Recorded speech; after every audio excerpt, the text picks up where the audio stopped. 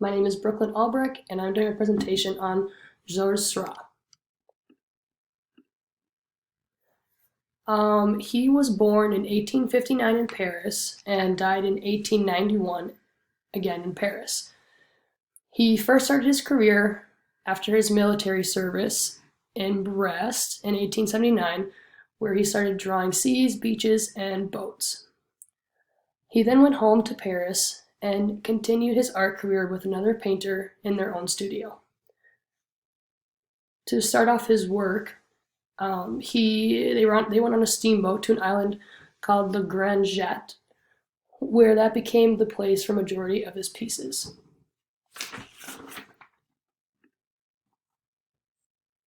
His styles are Neo-Impressionism, Post-Impressionism, Divisionism, and Pointillism.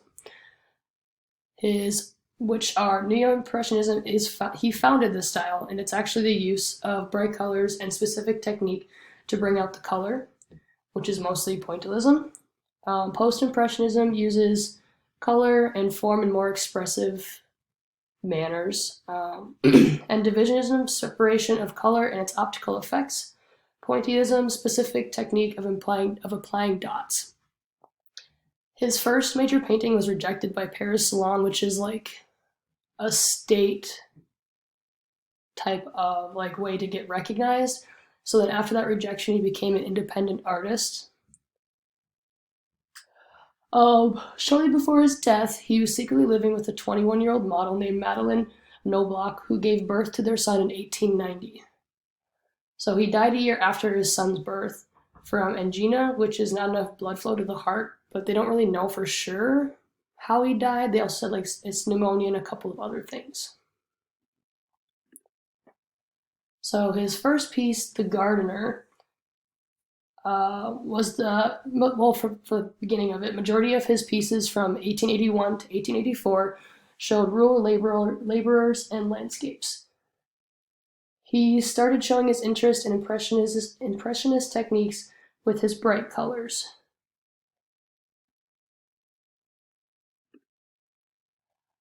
The Horses in the Water in 1883 is an oil canvas that is horizontal brush strokes for the water mostly, and then with everything else he has some different types of brush strokes that I can kind of consider messy, and it doesn't really show his pointillism style, but it still has the vibrant colors that he goes for.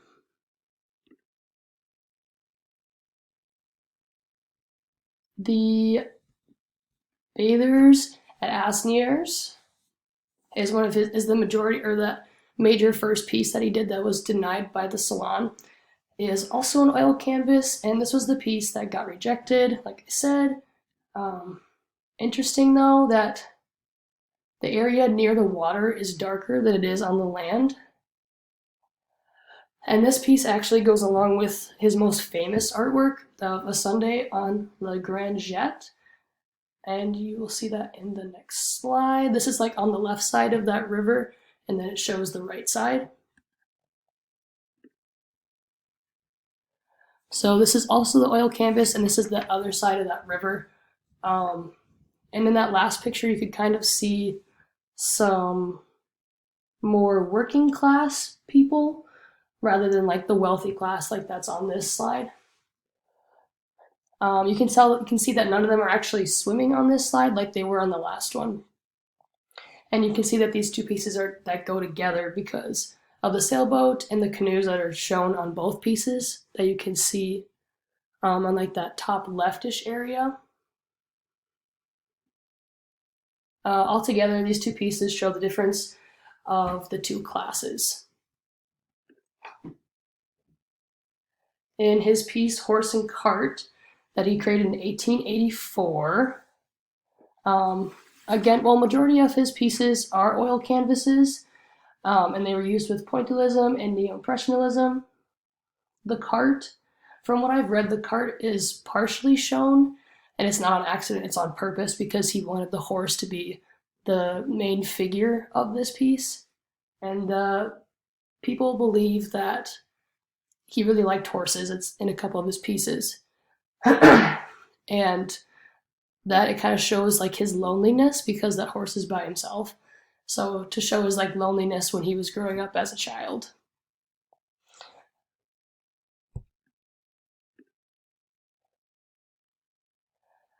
His next piece is the Grand Camp Evening, which he created in 1885. This piece was originated when he started doing it in Grand Camp, Normandy. That's where he spent his summer. He painted the sea and the sky with like horizontal brushstrokes, as you can see, to kind of show like the movement of the sky and the water. And he used the pointillism for the rest of the painting, so like the trees and that fence, and for that boat that you can see in the water. Um, it shows that the coast of the Atlantic Ocean with the shoreline that's in Normandy.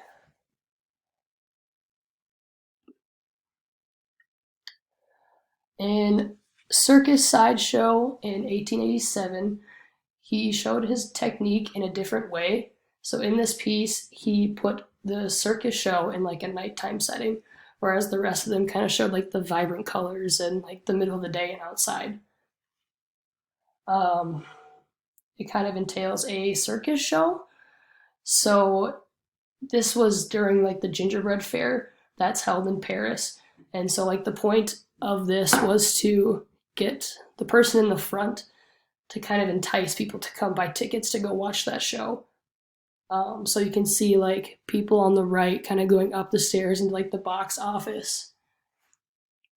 And you can see that you can see like a lot of little dots, and that's majority of his style. And there's not as many like brush strokes as it was like in the last one.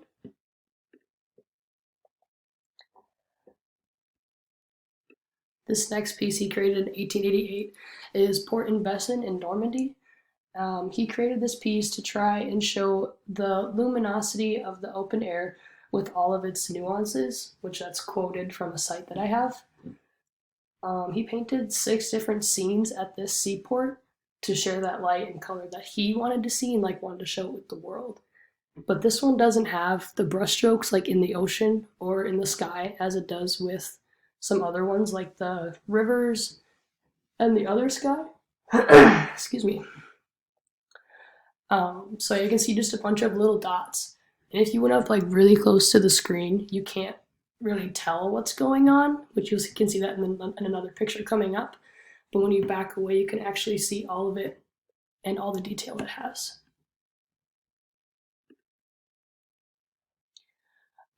This is the piece that I was talking about earlier. This is La Parade that he created in 1889, and it really shows the pointillism. So like I said, if you go up really close and you look at this picture up really close, then you can't really tell what he's trying to create. But the more you back away, the more you can see it's supposed to be a man that's in the picture. The next one. And then the last piece that I have of his is called The Circus, which he created in 1891. He actually created 3 different pieces with like a circus as the theme. This was his last unfinished piece that he made before he died.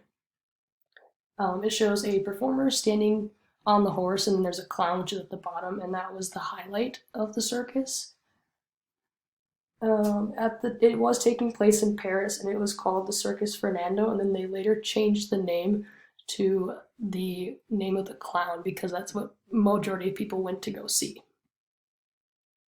He painted more of the circus pieces because of the cities like London and Paris. They had more respect. So many others along Seurat did pieces on the circuses. This piece contains the most action within the performers and also shows that the closeness of the seating and the steepness of the seating. So it's a very intimate setting. This style was different than the ones that I've shown before in his previous pieces. This is more realistic and focuses on the impressionism, where the color is brought out more rather than the brushstrokes.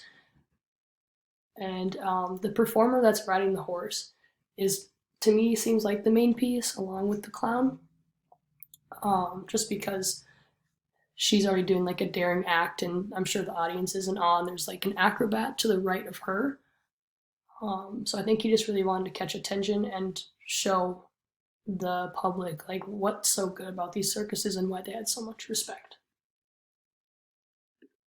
And that is my presentation on Georges Seurat, and here are my sources.